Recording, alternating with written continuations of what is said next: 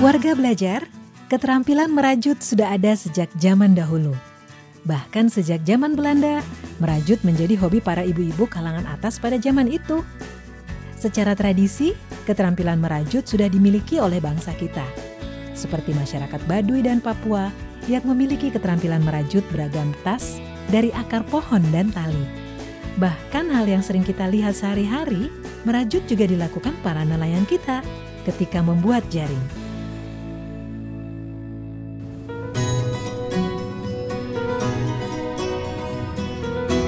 Salam belajar! Bersama saya Gladys Dewantari, inilah program Bahan Ajar Audiovisual yang diselenggarakan oleh Direktorat Pembinaan Pendidikan, Keaksaraan dan Kesetaraan Kementerian Pendidikan dan Kebudayaan Republik Indonesia. Kali ini saya akan membahas tentang berkreasi dengan kerajinan tangan, yaitu kreasi merajut. Anda penasaran seperti apa prosesnya? Mari ikuti terus penelusuran saya.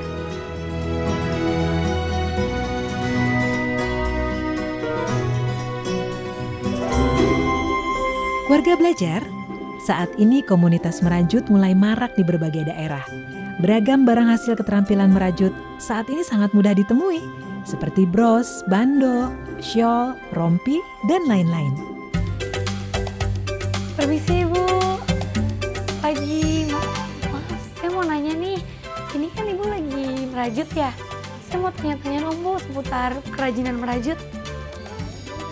Boleh ya? Sama Ibu atau mungkin ada narasumbernya? Oh, ini sama Ibu Ari. Oke, makasih Bu. Permisi Bu. Saya Gladys Ibu. Saya Ari. Iya, Ibu Ari. Saya mau tahu info lengkap tentang kerajinan merajut dong Ibu. Boleh? Keterampilan merajut memang menyenangkan. Sambil mengisi waktu senggang, kita bisa menghasilkan karya kreatif yang cantik. Merajut bahkan bisa dilakukan kapanpun dan dimanapun, asalkan kita mau. Menarik bukan? Jadi ingin coba. Rajutan itu beragam. Kalau mungkin zaman dulu orang cuma taunya itu taplak atau bed cover gitu ya. Nah kalau sekarang ada macam-macam, kayak ini yang lagi saya buat. Ini saya lagi buat topi dengan teknik brayen atau knitting. Kalau untuk bahasa Belandanya itu brayen itu. Jadi ada ini. Beda-beda nih. Tekniknya beda-beda. Jadi kalau untuk ngerajut di Indonesia itu ada 3 teknik. Tapi yang umum itu biasanya pakai teknik yang ini, yang teknik kait. Warga belajar, perlu Anda ketahui, kerajinan merajut ini biasanya digemari oleh para wanita, khususnya ibu-ibu. Padahal sebenarnya, menurut sejarah, budaya kerajinan rajut awalnya dilakukan oleh para pria di Timur Tengah. Tepatnya di Jazirah Arab loh. Nah, warga belajar pasti baru tahu kan? Di Indonesia, itu di tiap-tiap daerah, itu sebenarnya juga punya. Seperti di Irian, di Baduy, itu mereka punya sendiri rajutannya. Jadi alatnya beda lagi, tapi hasilnya pun hampir sama. Nah, warga belajar, jika ingin tahu bagaimana proses belajar merajut, sebaiknya warga belajar mengenal terlebih dahulu langkah-langkah sebagai berikut. Yang pertama, warga belajar harus tahu bahwa merajut itu terbagi menjadi 2 cara. Cara yang pertama, kroset dan knitting. Kroset itu cara menggunakan 1 jarum, sedangkan knitting menggunakan 2 jarum.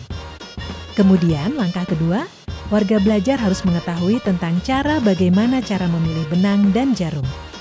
Nah, warga belajar, jika kita sudah memilih merajut dengan cara kroset, untuk awalnya pilihlah jarum atau hakpen yang ukurannya agak besar, yaitu ukuran 4 mm.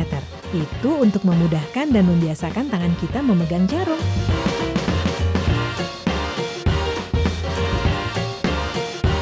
Nah, agar warga belajar tahu, jarum rajut yang digunakan untuk kroset memiliki ujung yang berkait. Dan kemudian, warga belajar harus memilih jenis benang yang sesuai. Oh iya, warga belajar, jenis benang juga ada bermacam-macam loh. Mau tahu? Ini dia.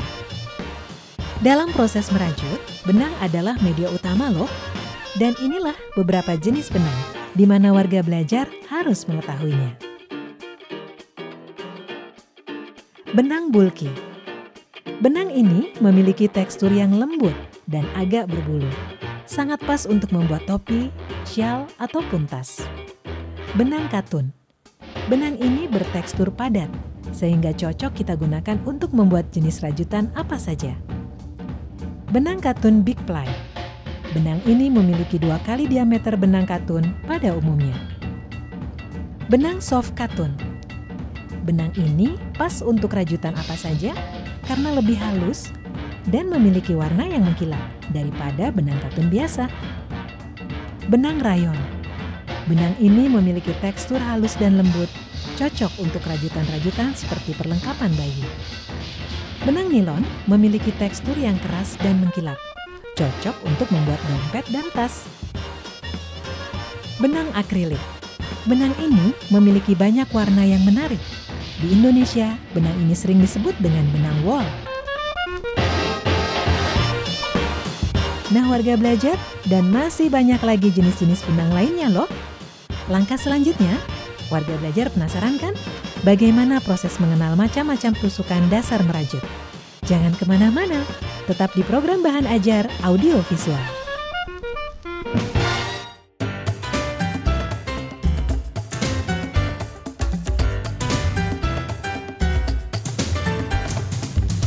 Warga belajar, sekarang saatnya kita mengenal bagaimana sih cara mengenal macam-macam tusukan dasar merajut. Jadi pertama bikin rantai dulu. Ini. Tuh. Terus ini bikin rantai. Nah, ini rantainya dikecilin. Disesuaikan dengan ukuran jarum. Gitu. Nah, terus ini benangnya dililit di jari. Ini untuk ngatur supaya bisa terus pegangnya seperti ini. Ini kelihatannya gampang, padahal lumayan rumit gitu. Ini terus digigit. Iya, ini pertama kita belajar bikin rantai. Ini, jadi bikin rantai dulu. Nah ini, jadi bisa bergerak seperti apa namanya ya? Pengungkit ya, pokoknya seperti itu. Jadi bikin rantai. Nah, habis bikin rantai, jadi rantainya pun juga ukurannya harus sama, rapi. Gitu. Jadi misalnya ukurannya setengah senti, seperti itu. Nah, setelah itu bikin tusukan. Jadi ada beraneka macam nama-nama tusukannya. Ada single crochet, ada half double crochet, ada double crochet. Itu salah satu untuk yang teknik kait atau teknik crochet itu. Kalau untuk di masyarakat mungkin ada yang bilang bikin tiang, bikin papan. Nah, kalau saya seringnya ngajarnya emang pakai bahasa buku. Jadi soalnya biar kita semuanya sama mengerti, nggak pakai pemahaman masing-masing gitu. Jadi pemahamannya adalah pemahaman dari buku. Jadi memang penting sekali untuk kita belajarnya itu memang dari buku gitu. Nah, ini setelah ini misalnya saya bikin 15 rantai. Saya mau buat dompet. Rantai ini untuk proses awal. Ini dasar. Jadi sama kalau misalnya ini yang dasar untuk teknik crochet. Kalau untuk yang teknik knitting itu jarumnya bisa seperti kayak begini. Jadi ada kabelnya. Nah, kalau ini enak buat dibawa jalan-jalan, jadi bisa dilipat. Jarumnya kayak gini. Kalau yang zaman dulu yang tahu itu jarumnya seperti ini. Kayak sumpit. Jarumnya kayak sumpit. Jadi hampir sama, tapi yang pada umumnya jarumnya pakai ini. Ini sama, kita buat proses awalnya itu bikin rantai dasar juga. Nah, tapi bedanya kalau misalnya tadi crochet itu harus dari ujung sini. Kalau knitting itu tergantung, misalnya kita mau buat sekitar 20 rantai. Nah, sekitar ini kalau pemula mungkin belum bisa ngerti. Tapi ini saya kasih contoh, ini misalnya segini itu bisa untuk menghasilkan 10 rantai. Ini berarti sekitar 20. Nah, saya langsung bikin simpul awal itu. Saya langsung bikin simpul awal, bisa pakai ini atau bisa pakai ini. Saya tapi pakai ini karena ini anggap aja saya bisa bawa kemana-mana, seperti yang lagi saya buat. Ini bisa seperti ini, dilipat gitu. Jadi pertama buat ininya, pegangnya ini kita belajar bikin cast on atau rantai awal kalau untuk teknik 2 jarum. Jadi ini bikinnya.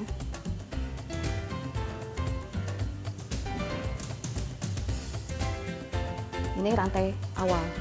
Nah, biasanya kalau teknik yang ini biasanya hasil jadinya itu sering orang tahu jadi sweater, jadi topi. Jadi hasilnya dia rapet tapi nggak berat. Kalau hasil jadinya crochet atau yang haken itu hasilnya itu lebih rapet. Nah, ini ada lagi teknik Tunisian. Teknik Tunisian dia hampir sama seperti crochet dan juga tapi jarumnya panjang, sama seperti knitting. Knitting juga butuh jarum panjang. Jadi ini sebenarnya teknik ini teknik paduan crochet dan knitting itu. Jadi cara membuatnya juga ini pertama sama, bikin rantai dulu. Selalu ya dasar itu? Dasarnya bikin rantainya dulu. Apapun hasilnya? Jadi bedanya kalau ini sama, ini bikin rantai juga. Bikin rantai juga.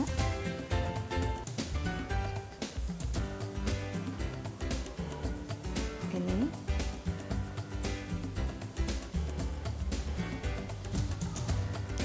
Nah, terus tapi langsung masuk di sini satu-satu.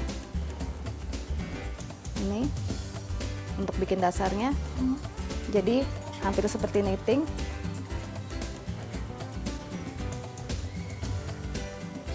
Nih. Jadi masuk satu-satu. Jadi ya merajut memang butuh prosesnya lumayan. Yang paling simpel dari bikin rajutan itu biasanya jadi dompet, jadi sepatu bayi yang kecil-kecil atau bros gitu. Nah, warga belajar mudah kan mengikutinya? Tinggal warga belajar harus terus berkreasi untuk menciptakan hasil karya yang menarik. Nah, sekarang mari kita dengar bagaimana sih proses pemasaran kerajinan merajut ini hingga bisa mencapai keuntungan yang menggiurkan.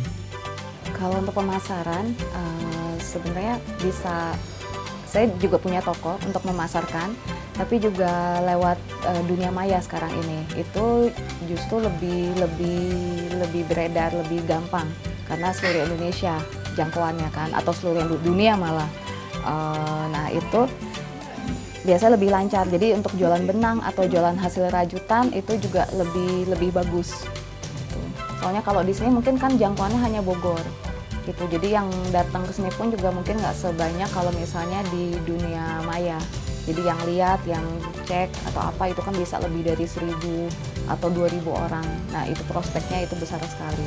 Nah, itu tadi, cuma bedanya adalah harganya kan karena bersaing juga ya. Jadi ada yang misalnya ngasih harganya yang murah atau apa, tapi biasanya sih orang-orang yang beli itu juga bisa ngelihat kualitas. Saya juga kadang-kadang juga suka ikut pameran yang lumayan agak besar yang pernah saya ikutin sih itu pameran Inakraf di JCC gitu. Nah, itu lumayan juga jangkauannya juga karena seluruh Indonesia juga internasional itu pamerannya. Jadi bisa lewat toko, lewat pameran, lewat internet juga itu untuk pemasarannya. Jadi bukan cuma saya aja produknya, jadi produk dari teman-teman itu juga bisa ikut di situ. Oh, ternyata proses pemasaran hasil kerajinan rajut dapat dititipkan di toko aksesoris dan tas. Selain itu juga mengikuti berbagai kegiatan pameran, sehingga produk kerajinan rajut tersebut dikenali masyarakat luas. Dan jika produk sudah dikenal, pemasaran dari mulut ke mulut pun sangat efektif untuk membantu pemasaran bisnis ini. Nah, warga belajar, tadi saya sudah berhasil untuk membuat gelang rajut dan ini adalah contoh hasil dari tas rajut. Kunci sukses dari usaha kerajinan rajut yang terpenting adalah tingkatkan keterampilan dan kreativitas agar menghasilkan kerajinan yang berkualitas dan diminati oleh banyak konsumen. Demikianlah sajian dari kami, semoga tayangan ini bisa bermanfaat dan memberikan inspirasi bagi kita semua. Saksikan terus program Bahan Ajar Audiovisual yang diselenggarakan oleh Direktorat Pembinaan Pendidikan, Keaksaraan dan Kesetaraan Kementerian Pendidikan dan Kebudayaan Republik Indonesia. Saya Gladys Dewantari pamit undur diri, salam belajar, salam kreatif.